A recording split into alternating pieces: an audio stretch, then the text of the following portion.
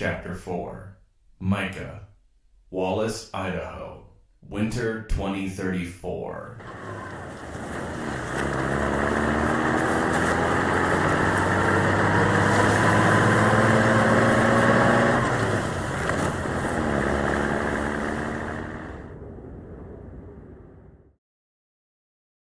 The ride in the pickup truck from the checkpoint to the town of Wallace was cold, slow, and dark.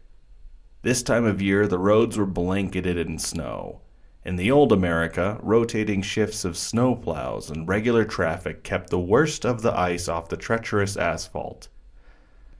In the new American wasteland, amenities such as snow removal were a luxury saved for the larger population centers and eastern zones still held by the U.S. government forces. Micah had done his best to keep his eyes off of the tree line. Fearing the demons of the forest were still stalking him, he kept his gaze down at the floorboard of the Toyota Tacoma. Since they had passed the checkpoint, an uneasy quiet had fallen on the three novice crusaders. They were all that was left from the 7th Platoon of the 2nd Boise Volunteer Crusade. Micah sat in the passenger seat of the cab, with Jonah driving and Adam keeping watch from the bed of the truck with his rifle. What should have been a quick mop-up of an INCOMS militia in the Coeur d'Alene National Forest had become an ambush and nightmarish slaughter. In the original mission brief, the platoon was only expected to take minor casualties and return to base before sunset. Now only 3 of the original 42 Crusaders remained alive. The sun was down and a storm was picking up. He felt psychotic, with both his traveling companions and the Crusaders at the checkpoints regarding him with suspicion. They hadn't seen what he'd seen. Micah watched as Jonah's eyes darted from the road to the dashboard and back.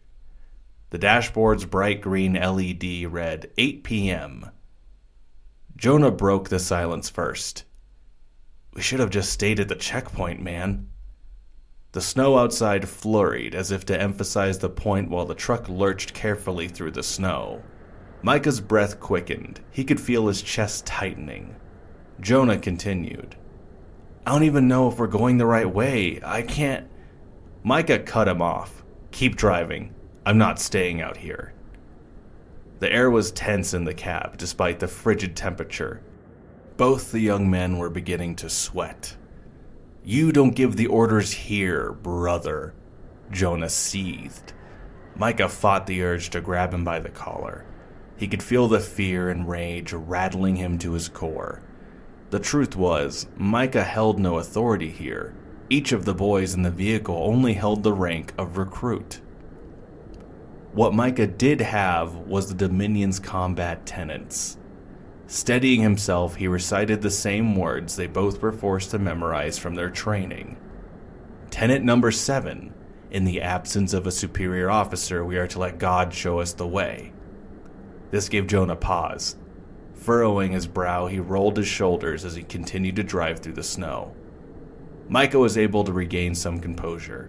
A few minutes had passed before Jonah spoke again, this time quieter, almost a whisper. "What happened back there, Micah?"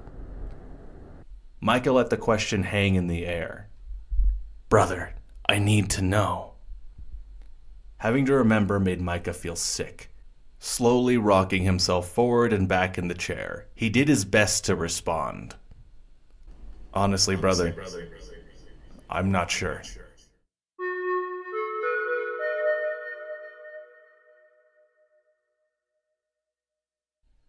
Disciple Sergeant Jones, Winter 2034, the Conoco gas station outside of Wallace, Idaho. Sergeant Jones stared out into the frozen darkness from the roof of the abandoned Conoco gas station. It had been just a few hours since the survivors from 7th Platoon had made it past his checkpoint, and the snowfall was becoming thick. "They look like shit," the sergeant thought. What was his name? Micah? Micah looked like bloody shit. The 3 of them were all scared out of their minds. It was contagious. The younger troops were already excited at best and anxious at worst.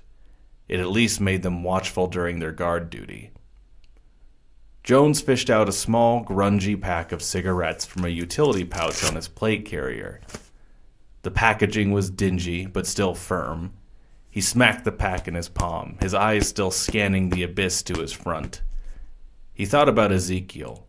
Ezekiel hated cigarettes. He'd nag Jones and the other smokers about the importance of keeping the mind sober to make space for God. The old bear knew better, though. Knew better than to think he could keep soldiers from smoking. And now you're gone, Jones sighed to himself. The thought gave Jones a jolt of grief. Years ago, he may have felt it more, but he'd lost countless friends on the Crusades. He was numb to the death, but it still worried him. Ezekiel was a tough man, old U.S. Army. He wouldn't have gone easily, let alone gotten his entire platoon wiped out. He stared down into the cigarette package. 9 loose, sad-looking cigarette filters stared back up at him. He grasped the healthiest-looking one and inspected it. It was slightly bent around the midsection, and the wrapping job was pitiful. The cigarette itself didn't have any identifiable markings, save for a single crucifix printed on the wrapping paper. Made in God's country, Jones thought to himself. He hated the Dominion-made cigarettes with passion. In the early years, the Dominion had abolished production and distribution of any mind-altering substances. A total prohibition on all drugs. However, after some time, their need became apparent. Without opiates, surgeries became difficult. Workers did better with coffee, and soldiers needed cigarettes. So the Dominion learned to make their own versions of various substances with various levels of quality. Plucking the bent cigarette into his mouth, Jones could already taste the stale tobacco.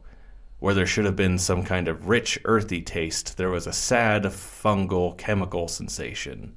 It made him want to retch, but at least it was dry. Below him, he could hear the familiar sound of boots crunching on fresh snow. With the unlit cigarette still between his lips, he leaned over the waist-high sandbag wall they had built earlier that day. A boy in an awkward-looking uniform with a rifle longer than he was tall was cautiously looking around the gas station for something. Jones gave a cat-like hiss that was part whisper, part reprimand. Sst! It got the boy's attention. He stumbled, almost slipping on the snow, and then snapped his boot heels and gave a salute. Disciple Recruit Woodward reporting, Sergeant. Jones groaned. He hated this shit. He found the recruits straight out of their training to be so grating. He leaned over the sandbags once again, somehow both whispering and barking at the same time. Get your ass up here and quit fucking saluting. Jones hefted a ladder over the side for Woodward to grab. Woodward wasn't very coordinated, so it took a couple tries. When Woodward had finally ascended the ladder, Jones grabbed him by his back and sat him behind the cover of the sandbags. What was that for, Sergeant? The confused boy asked as Jones also ducked down into cover next to him. I told you to knock that shit off, Woody, Jones barked as he searched for the cigarette that had fallen from his mouth. Knock what off, Sergeant? Woodward asked hesitantly. The snowfall had made a small blanket on the roof of the Conoco gas station, just the perfect amount to hide a rogue cigarette. Sergeant? The boy asked again. Jones ignored him, his attention instead fixated on scanning for the telltale sign of an orange cigarette filter jutting from the snow. Realizing a better solution, Woodward instead retrieved his own pack of cigarettes and nudged the sergeant with them. Jones turned and swiped them like a hungry animal. They give these to you new guys? The jaded sergeant questioned. Immediately ripping open the seal on the packet, inspecting the Christian-made cigarettes inside. He plucked one out, viewing it closely while Woodward answered him. They give us a pack once we graduate disciple school, just in case we need any favors from veterans like you. Veterans. That word didn't sit well with Jones. Wouldn't recruits just end up smoking them? Jones plucked the inspected cigarette into his mouth, savoring the fresher flavors on the filter. Woodward looked awkward with the question. Well, yeah, but a lot of times, Jones sat back down next to Woodward with his back to the icy sandbags. They die. Jones let out a long exhale. That's what you were going to say, right? That they die? The kid, Woodward, looked miserable at the thought. Tears were welling up in his eyes, but he refused to let them roll down his face. Jones had seen this before. Joyous recruits full of faith and courage until they got to the front lines. Full of motivation until they got shot at or the first bomb went off or, worse, they lost a friend or dozen. He could always steel himself to the realities of being a soldier, but these kids they kept sending out, all they wanted was their mother. So what's your favor? Jones asked, desperately trying to break the tension. Woodward gazed up at him, his eyes still wet and a bit of snot freezing to his nose. He seemed a bit delirious. Jones groaned. Ugh, the favor. You gave me the cigarettes, now you want a favor, right? This got Woodward back into spirits. I want you to teach me how to stay alive, the boy said much too eagerly. Kid, I don't even know how to keep myself alive out here in this. You think I can teach it now? Jones replied in disbelief. This got Woodward excited. Yeah, they always talked about you in the dome. You and Ezekiel have gone on the most crusades from our deployment zone and survived. This irritated Jones. We're out here keeping the beasts away from the gates and they think we've got a scoreboard here? Well, Woody, hate to break it to you, but Ezekiel's dead. Jones spoke frankly. Woodward's face went pale, and his voice cracked without making any words except a meek, how? The shock on his face highlighted his youthful features. This kid can't be older than 16 years old, Jones thought to himself as he spoke. I guess that mop-up operation went bad. 7th and 15 platoons ran to something they weren't supposed to. Almost everyone's KIA. Jones looked over. Woodward was shaking, and he couldn't tell if it was from the cold or the little dose of reality he just caught. Jones scooted nearer to Woodward, tossed his cloak over either of their heads. It was uncomfortably close, but warm. Okay, so kiddo, first lesson, Jones whispered casually. Light your cigarettes under a blanket or something at night. That way snipers don't catch the lighter and get your position. The two soldiers, the novice and the veteran, shared the first of the precious few fresh cigarettes. Jones savored every moment of it. No mold, the tobacco hasn't gone stale. They're getting better at these, Jones casually spoke between exhales of smoke. Woodward was not having such an easy time. He coughed and his eyes watered. The boy was clearly not familiar with tobacco smoke. His words came in rasps. I don't know, Sergeant, he coughed. They all taste terrible to me. He retched with his hands on his knees. Jones got a clear look at the recruit with the moonlight starting to cut through the storm clouds. He was small and young. His uniform was much too big and the ancient rifle slung on his shoulder towered over him. Given the nature of the Disciple program, Jones made it a point to not get too invested in the Disciple recruits, at least until they had survived a few firefights. Until then, they were a liability at best and future casualty at worst. How old are you, Woody? Jones asked, only half listening for an answer he already knew. Woodward finally recovered himself and stood. His full height was still almost a head and a half shorter than Jones. 16 this June, I think. Why? The kid soldier said, almost playfully. Jones groaned, pinching his brow with his frosty gloved hand. And that would make you 15, right? Youngest in the squad? Jones hated this assignment. Of the Dominion units, the Disciple battalions were some of the most zealous and expendable available. After initial conflicts with the U.S. military, the Dominion of Latter-day Saints had lost significant numbers of fighting-age men. This required the Disciple program to be implemented, a program to both fill ranks and rapidly get troops combat experience. On paper, it made some sense. Have combat experienced soldiers from the big wars lead teenagers into smaller ones. Eventually, you'll have combat veteran soldiers just barely entering adulthood. In reality, it just made a lot of kids dead. Yes, Sergeant, 15. I'm the youngest disciple in the battalion, I think. The kid stared at Jones, almost as if he was expecting some kind of praise, but was only met with a long silence as Jones lost himself for a moment.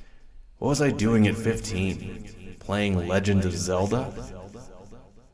Woodward broke his train of thought abruptly. What do you think got Ezekiel's platoon? The question sobered Jones and put a few drops of dread into the chemistry of his consciousness. It irritated him to be afraid. He turned that irritation onto Woodward. What the fuck authority do you have to ask that question, recruit? He bore down on the child soldier, causing him to seemingly shrink to an even smaller stature while also standing at attention. Woodward responded in such a panic he stuttered, I humbly ask for your grace and forgiveness, Sergeant. Pitiful, Jones thought. He stepped back and helped himself to another cigarette, lighting it with the dying embers of the last one. You are forgiven, recruit, Jones exhaled after his first drag of the new cigarette. He looked the boy up and down. Poor trembling little shit. Jones decided to humor the kid. Why do you ask that question? Woodward looked down at his boots. He didn't seem to know how to put the words together. When his face returned to look at Jones, the fear was back. A lot of the guys are talking. His voice trailed off. Jones sighed, his patience for the kid becoming shorter and shorter. Spit it out, recruit. Jones barked, causing Woodward to jump. His words sounded more like yelps than an answer. About demons, Sergeant. Demons. That word hadn't occupied Jones' attention in a while. It was taboo in the Dominions. Save for extreme scenarios or the ministries, certain terms were to only be used seldomly. Lots of superstition back home implied that speaking the word would invite demons into your home, ready to prey on the cracks in your faith. For the military arms of each dominion, the term demon meant something entirely different. You mean the special warfare groups? Jones mimicked the motion of sliding night vision goggles over his eyes. Don't you, Woody? The kid trooper simply nodded, seemingly slumping a little. Jones could remember that fear from the early days, when the first great Christian dominions had begun to rise and take military action. The fighting was hard, but God's chosen were brave. It was one of the first times that the U.S. military brought its weapons to bear on the dominions. But it wasn't the tanks, helicopters, or even drones that instilled terror in God's chosen. It was the special forces groups. They would stalk the night, silently and purposely, hunting for Dominion units, leaving bloody destruction and sorrow in their wake. Entire platoons would disappear, others killed to the last man in their sleep with knives and axes. They were called many things back then. Dream stealers, nightmare reapers, but most often, demons. Jones tried to shake it off. Yeah, Woody, those guys were pretty scary. He tried to chuckle, but something caught in his throat. He cleared it. You fought them? Woodward asked decidedly. No, Jones was stumbling for words. You don't have to worry about them here, though. They pulled out with the government, remember? There was a long pause, as if Woodward was digesting Jones's words. Sorry, I always forget that it's gone. The young soldier seemed to be at ease. You know, the government. You're better off without it, trust me. Jones finally sighed in relief. I don't need you idiots running around telling ghost stories. He slapped the teen on the shoulder. You've been slacking off long enough, recruit. Why don't you go relieve the roving sentry? Woodward appeared to be back in full spirits as he left the roof and descended the ladder. It made Jones proud to give the kid courage.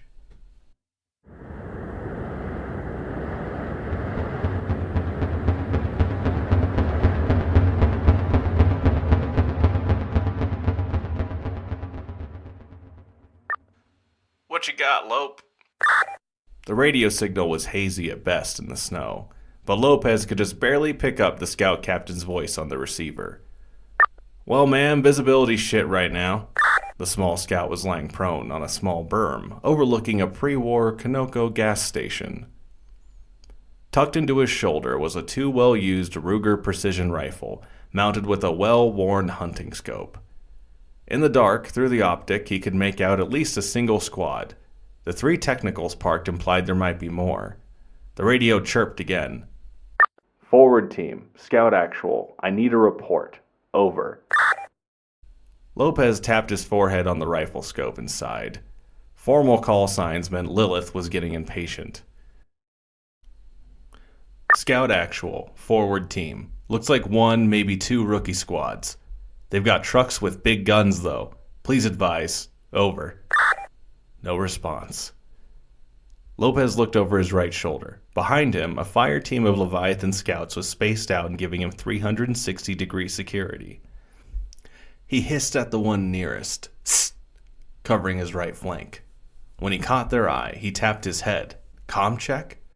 The scout clicked their radio's send button twice, sending a chirp. "Comms check good." Then Lopez's radio came back. "Forward team, Scout Actual. Sit tight, I'm coming up there. Over."